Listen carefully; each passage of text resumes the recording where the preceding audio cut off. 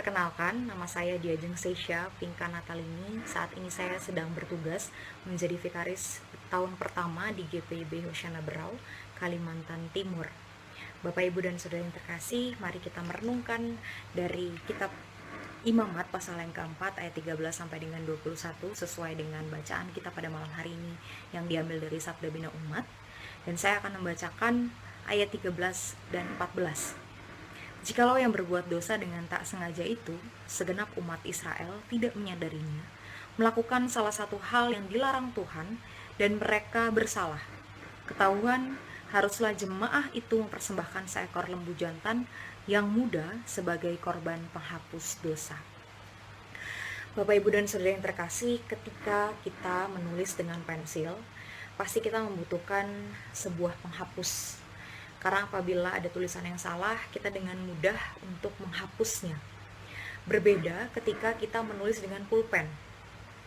Kita agak kesulitan ketika kita menulis dengan pulpen karena kita membutuhkan tip X untuk menghapus. Bahkan tulisan yang kita hapus pun masih saja terlihat. Namun, fungsi penghapus pensil dan tip X tetap sama, yaitu untuk menghapus kesalahan tulisan. Begitupun fungsi korban yang dijelaskan dalam teks bacaan kita pada malam hari ini, yaitu untuk menghapus kesalahan dosa umat yang telah dilakukan.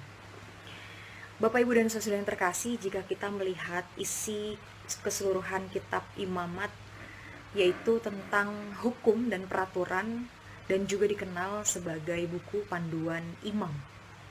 Dalam hal ini, seorang imam dianggap menjadi teladan dalam kehidupan kesalehan umat, sehingga beberapa pesan yang diungkapkan dalam kitab ini mengarah kepada imam, khususnya dalam teks bacaan kita. Dan dalam teks bacaan kita ini juga dijelaskan mengenai tentang tata cara yang dilakukan dalam melakukan korban penghapus dosa, yakni dimulai dengan cara yang sama dengan membawa korban bakaran berupa ternak ke bait suci.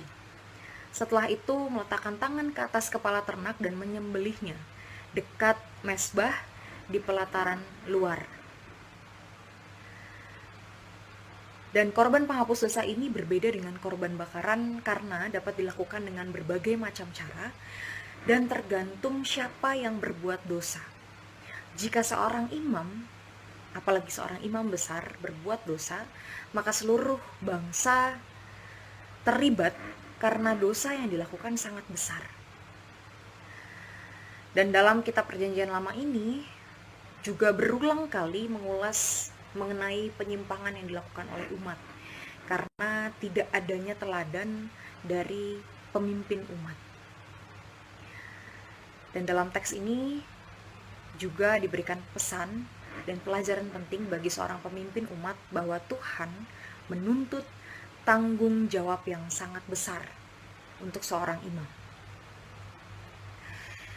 Bapak, Ibu, dan jemaat yang terkasih, dosa merusak hubungan manusia dengan Allah.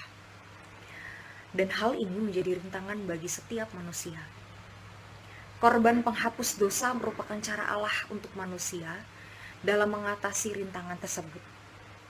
Korban ini sifatnya sebagai bentuk pengakuan dan perjanjian manusia kepada Allah atas dosa yang telah dilakukan. Begitupun dengan kita, umat yang percaya yang telah menerima Kristus sebagai juru selamat. Kristus telah menjadi kurban penghapus dosa dunia.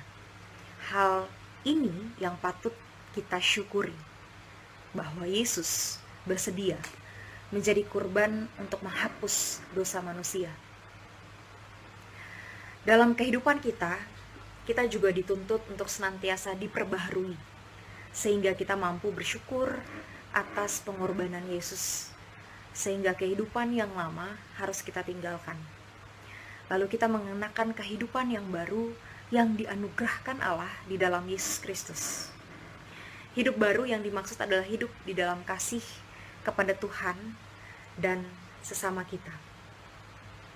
Dan itu merupakan tanggung jawab kita sebagai umat yang dikasihi oleh Tuhan.